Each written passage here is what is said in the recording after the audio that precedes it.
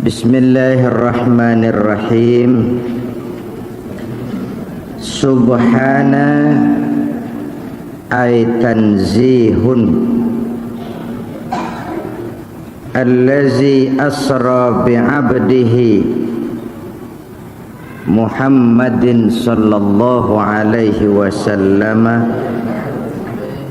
lailan nasbun ala zarfi wal isra'u sayrul laili wa faidatu dzikrihi al isyaratu bitankirihi ila taqlili muddatihi minal masjidil harami ay makkata ilal masjidil aqsa ay baitul muqaddasi li bu'di muddatihi alladzi barakna hawlahu bithimari wal abhari linuriyahu min ayatina ajaibi qudratina innahu huwas sami'ul basir ay al-alimu bi aqwalin nabiy sallallahu alaihi wasallam wa af'alihi fa an'ama alaihi bil isra'i. Sampai situ saja dulu. Saudara-saudara, jumlah bilangan bulan dalam Al-Quran itu ada 12.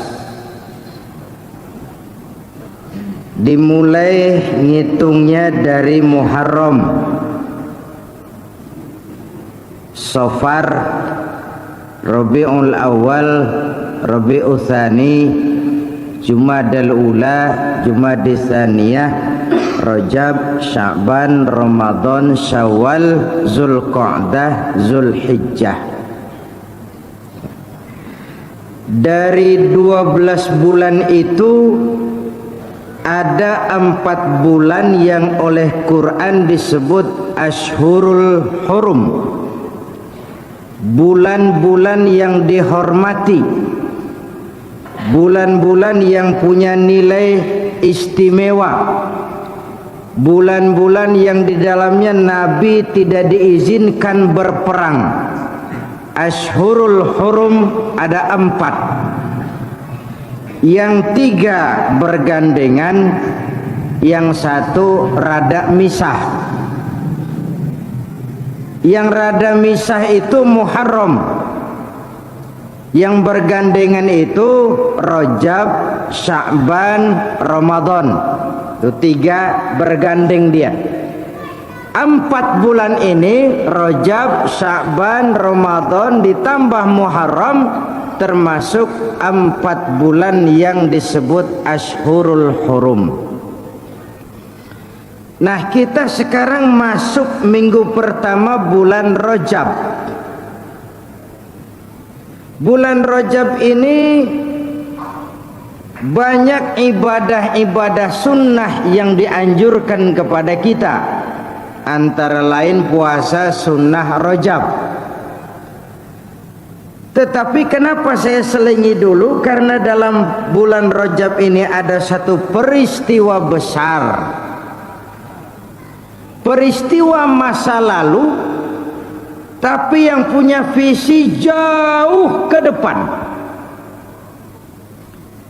Peristiwa masa lalu, tapi merupakan potret-potret kehidupan yang selalu kita temui sekarang, bahkan di masa yang akan datang. Dengan kata lain, Isra dan Mi'raj adalah sebuah cermin. Memang peristiwa masa lalu, tapi visinya jauh ke depan. Nah, bulan Rajab ini ada peristiwa besar yang pernah terjadi dalam sejarah kehidupan manusia, yang belum pernah dikaruniai seorang pun, baik sebelum maupun sesudah Nabi kita, yaitu Isra dan Mi'raj. Mudah-mudahan 3 giliran ini kita bicara terus soal Isra Mi'raj, ya gongnya nanti tanggal 27 Rajab pas Mi'rajnya itu. Malam ini sebagai pengantar saya menyampaikan surah ayat pertama dari surah Al-Isra, pengantar kepada pengertian Isra dan Mi'raj ini. Subhana ay tanzih, maha suci Allah. Tanzih, memahasucikan. Apa Allah itu kotor sampai dimahasucikan? Bukan itu pengertiannya. Maha sucinya dari segala kotoran-kotoran itu. Maha suci dari segala yang tidak pantas bagi Allah.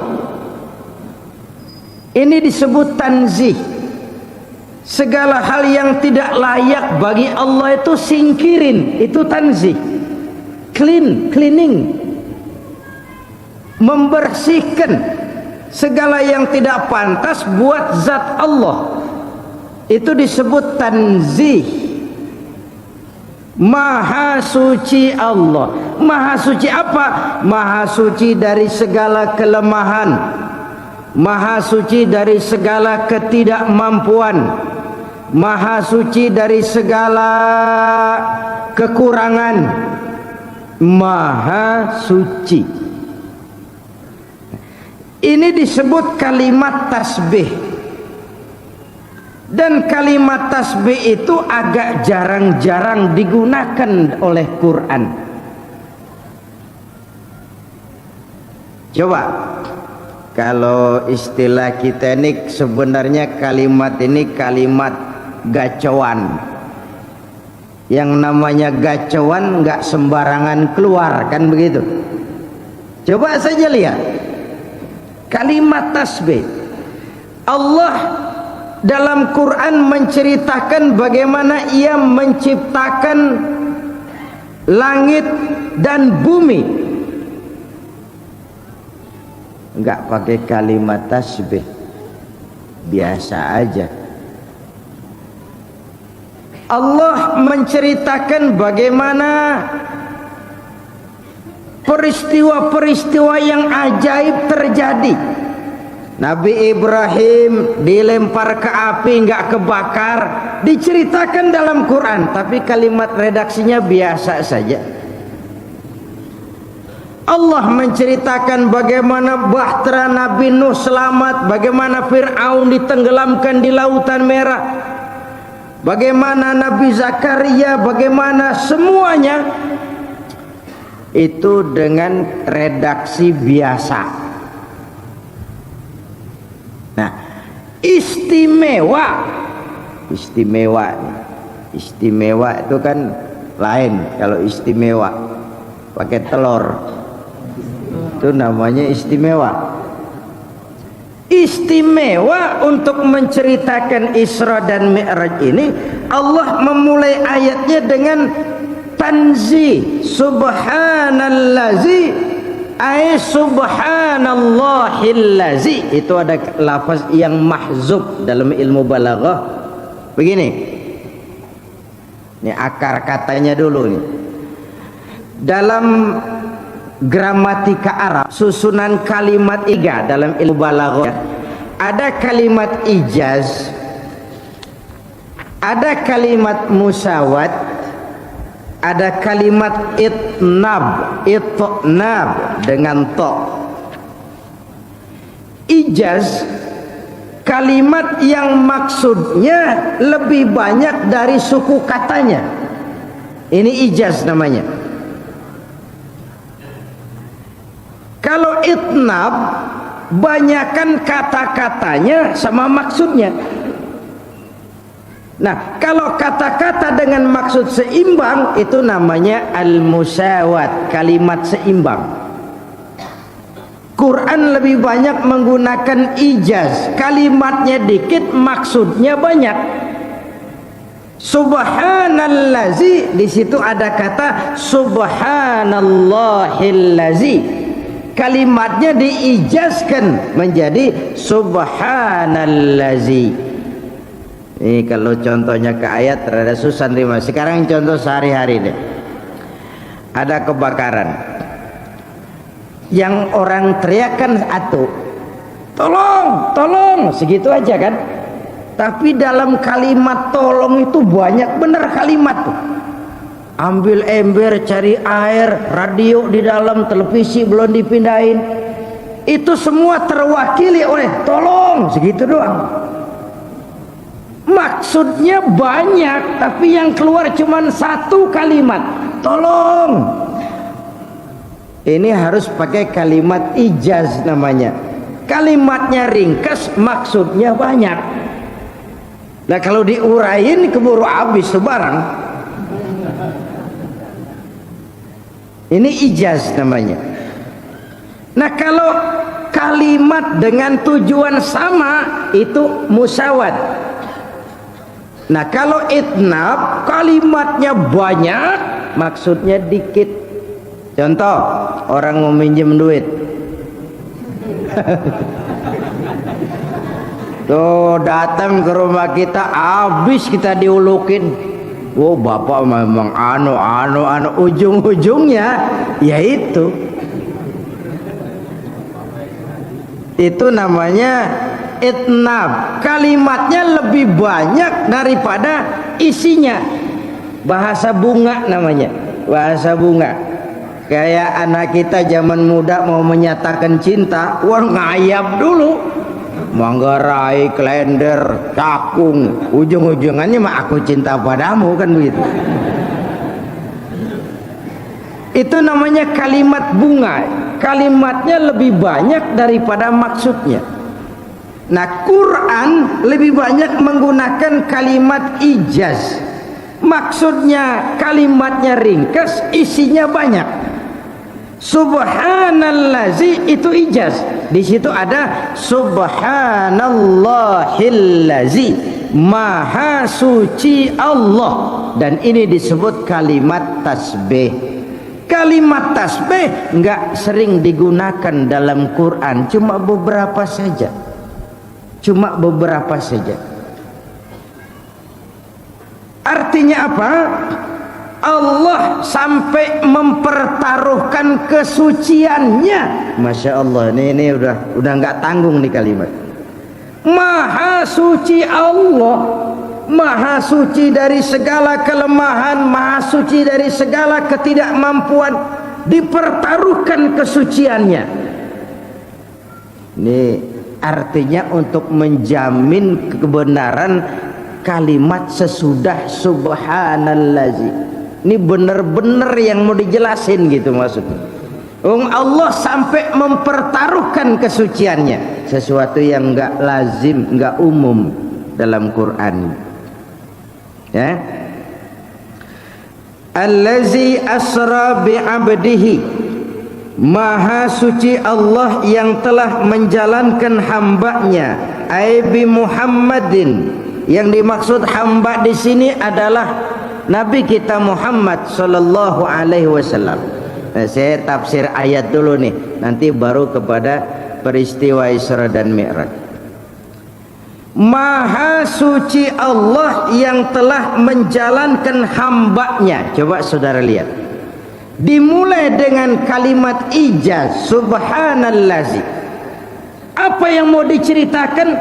Allah menjalankan hambanya. Yang dimaksud hambanya di sini siapa? Nabi Muhammad. Kenapa enggak terang-terangan aja pakai kalimat langsung? Subhanallazi asra bi Muhammad. Begitu aja kan lebih enak, pas. Maha suci Allah yang telah menjalankan Muhammad. Kenapa hambanya?